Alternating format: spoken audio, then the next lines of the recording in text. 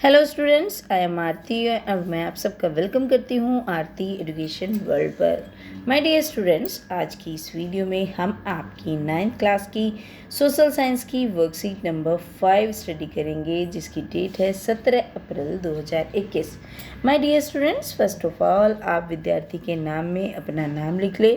कक्षा अध्यापक के नाम में आप अपने क्लास टीचर का नाम लिख लें, और जो बच्चे लिखते हैं अपने सब्जेक्ट टीचर का नाम, वो लिखेंगे अपने एसएसटी टीचर का नाम। राइट, चलिए लेसन वन यानी कि फ्रांसीसी क्रांति, जो हम पिछली कई वर्कशीट से पढ़ते आ रहे हैं, जो आपका हिस्ट्री का टॉपिक है। और आज कौन सी वर्कशीट है? 5वीं वर्कशीट फ्रांसीसी क्रांति के ऊपर। अभी तक हमने जाना कि फ्रांसीसी क्रांति कैसे हुई, फ्रांस में किसका राज था, किसके विरोध में हुई, किन लोगों ने करी, और उसके फ्रांसीसी क्रांति के दूसरे यूरोपियन कंट्रीज़ पे क्या क्या प्रभाव पड़ रहे थे। आज देखते हैं इन्होंने इस वर्कशीट में आगे का हिस्सा क्या दिया है। देखिए, चलिए स्टार्ट करते हैं। 1794 से लेके 1799 तक था उदार गणतंत्र। अब नेशनल कन्वेंशन ने एक संविधान का निर्माण करा, है ना। नेशनल कन्वेंशन जो पार्टी बनी, उसने क्या करा? एक संविधान बनाया। उसका जो रिस्पॉन्सिबिलिटी, उसका जो उत्तरदायित्व, उस कार्यपालिका का उत्तरदायित्व, उसको कार्यान्वयन का उत्तरदायित्व एक 5 सदस्यों का निर्देशक मंडल था, उसको दे दी गई, या उसको फिर डायरेक्टरी भी बोलते थे, है ना। जो वो 5 लोगों की एक टीम बनी थी, एक निर्देशक मंडल बना था, उसको डायरेक्टरी भी बोलते थे। डायरेक्टरी को सौंपा। नेशनल कन्वेंशन के बाद फ्रांस में डायरेक्टरी का शासन हुआ। इसका मतलब अब उसके 1795 से लेके 1799 तक किसका शासन चला? डायरेक्टरी का। और जब नेशनल कन्वेंशन था तब तक डायरेक्टरी का चला, उसके बाद डायरेक्टरी का शासन नहीं चला। क्यों? देखो, डायरेक्टरी का शासन अव्यवस्थित और कठिनाइयों से भरा था। ये मतलब एक तो बिल्कुल भी सिस्टमेटिक नहीं था, और इसमें बहुत सारी समस्याएं भी थी, कठिनाइयाँ थी। संचालक मंडल को सशस्त्र सेनाओं के नियंत्रण में सेनाध्यक्षों की नियुक्ति, फ्रांस की ओर से संधि करने या युद्ध करने के अधिकार प्राप्त थे। मतलब जो उसको संचालित करते थे, डायरेक्टरी को जो चलाते थे, उनको जो सेनाएं हैं उन पर नियंत्रण करना, सेनाध्यक्षों की नियुक्ति भी वही करेंगे, फ्रांस की ओर से संधि करना, युद्ध करने वाले अधिकार सब मिले हुए थे उन्हें। संचालक मंडल के सामने सबसे प्रमुख समस्याएं थी युद्ध की समस्या। एक तो युद्ध होता रहता था, युद्ध, और डायरेक्टरी के सदस्य अनुभवहीन थे। मतलब वो उनको पावर मिली हुई है, सब कुछ उन्हें करना है, और उन्हें किसी चीज़ का एक्सपीरियंस भी नहीं है। अयोग्य थे, और ना वो इस काबिल थे कि मतलब उनके पास एक्सपीरियंस ना हो, अपने खुद के सही निर्णय लें। और दूसरे अयोग्य भी थे, अनुभवहीन भी थे, और दूसरे करप्ट थे, भ्रष्ट थे। तो ये समस्या थी। डायरेक्टरी के शासनकाल में तरह तरह की गड़बड़ी फैली, बेकारी बढ़ी, व्यापार ठप रहा, विदेश नीति भी कमजोर रही। ऐसी स्थिति में फ्रांस की जनता एक ऐसे नेतृत्व की आवश्यकता महसूस कर रही थी जो देश के अंदर और बाहर शांति की स्थापना करे। अब जब इतनी समस्याएं रहेंगी, अलग अलग तरह की गड़बड़ी हो जाएगी, बेकारी बढ़ जाएगी, यानी कि जो लोग बेरोजगार ज़्यादा हो जाएंगे। बेकारी का मतलब होता है बेरोजगार ज़्यादा हो जाएंगे, व्यापार ठप हो जाएंगे, जिसके बने बनाए काम है, विदेश नीति भी कमज़ोर रहेगी, तो लोग चाहेंगे भाई दूसरी सरकार बने, और ऐसी सरकार बने जो देश के अंदर शांति स्थापित कर सके, और विदेशी जो शक्तियाँ हैं उनको भी हरा सके, परास्त कर सके। इस काल में नेपोलियन प्रथम ने सैन्य विजयों द्वारा फ्रांस के सम्मान को स्थापित करा। तो जो नेपोलियन प्रथम था, उसने अपनी सैन्य विजय, जो सेना की जो लड़ाइयाँ थी, उसमें विजय प्राप्त करी और फ्रांस का सम्मान स्थापित दिया। अंततः डायरेक्टरी के शासन का अंत कर सत्ता पर स्थापित हो गया। तो कैसे किया? उसने ये सब किया, और वो सत्ता पर आ गया, है ना भाई। वो दिलाएगा कि जीत दिलाएगा और फ्रांस को सम्मान दिलाएगा, तो उस सत्ता पे काबिज होना ही है, लोग उसको पसंद करेंगे ही वैसे भी। चलिए अब आ जाते हैं आगे। 1799 से, अभी तो हमने पढ़ा यहाँ से 1794 से 1799 की बात। अब 1799 से 1714 तक देखते हैं। 1799 में नेपाल प्रथम ने डायरेक्टरी के शासन का अंत किया। फ्रांस का प्रथम काउंसिल बन गया। 1804 ईस्वी में उसने अपने को सम्राट घोषित कर दिया कि मैं सम्राट हूँ, ठीक है। तो 1799 तो उसने डायरेक्टरी खत्म ही हो गई थी, हमने ऊपर पढ़ा। अब वो फ्रांस का काउंसिल बना और 1804 में सम्राट बन गया, 1804 आते आते। इस तरह नेपोलियन के साम्राज्यवादी शासन की शुरुआत हुई। नेपोलियन ने अपनी विजय अभियानों द्वारा यूरोप का राजनीतिक भूगोल बदल दिया। मतलब क्योंकि भूगोल कैसे बदल गया, अब वो विजय अभियान मतलब दूसरों पे विजय प्राप्त कर लेता था, उनका भी उसके अंदर आ जाता था। मान लो एक नक्शा है, कोई भी नक्शा है उसका फ्रांस का, तो उस फ्रांस में जो भी उसने चीज़ें जीती वो ऐड हो जाती थी, तो नक्शा तो बदलेगा ही, है ना। जैसे भारत है, भारत का ये नक्शा है। जैसे भारत का एग्जाम्पल देखिए बच्चों, नक्शा ना मुझे इतना अच्छा नहीं बनाना था, पर फिर भी मैं आपके लिए बनाती हूँ, है ना। जैसे ये भारत का नक्शा है सपोज, है ना, ये भारत का नक्शा है। अब इसमें मान लो कुछ और जीत लें हम, तो ये नक्शा यहाँ तक हो जाएगा, कुछ और यहाँ पे जीत लें तो ये नक्शा यहाँ तक हो जाएगा। तो ऐसे उसने उसका भूगोल बदल दिया, ठीक है। उसने 1812 में रूस पर आक्रमण किया, ठीक है, जहाँ सर्दी और वातावरण से उसकी सेना को बहुत क्षति पहुंची, क्योंकि वहाँ बहुत सर्दी थी, वहाँ का वातावरण यानी कि मौसम ठीक नहीं था, तो वहाँ बहुत क्षति यानी कि हानि हुई। यहीं से उसका पतन शुरू हो गया। अब यहाँ पे उसको हानि हुई और यहाँ से उसका गिरना शुरू हो गया।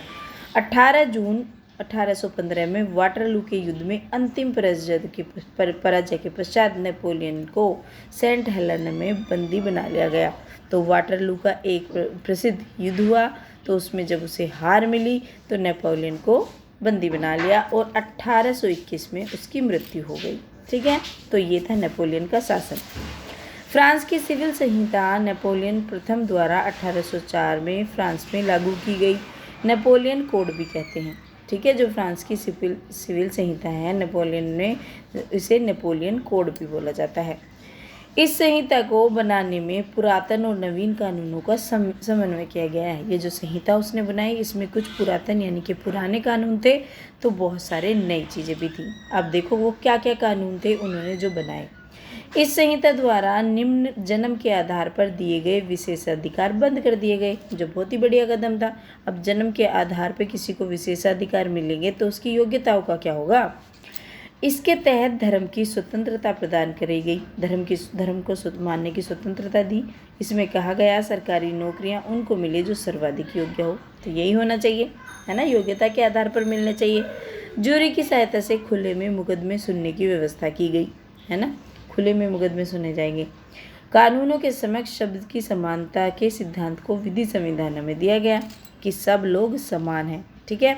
व्यक्तिगत संपत्ति के सिद्धांत को मान्यता दी गई और भूमि और स्वामी के अधिकार को इतना ठोस बनाया गया जितना वह पहले कभी नहीं था। समझ रहे हो, संपत्ति का सिद्धांत तो रखा गया, व्यक्तिगत संपत्ति रख सकते हैं, लेकिन जो भूमि पर स्वामी का अधिकार यानी कि जो अपना जमीन होती है उस पर स्वामित्व का अधिकार को ठोस बनाया गया जितना वो पहले कभी नहीं था। इसलिए छोटे किसान नेपोलियन के समर्थक बन गए, क्योंकि छोटे किसान जिनकी खेती थी, अब उनकी खेती को कोई इतनी आसानी से हड़प नहीं सकता।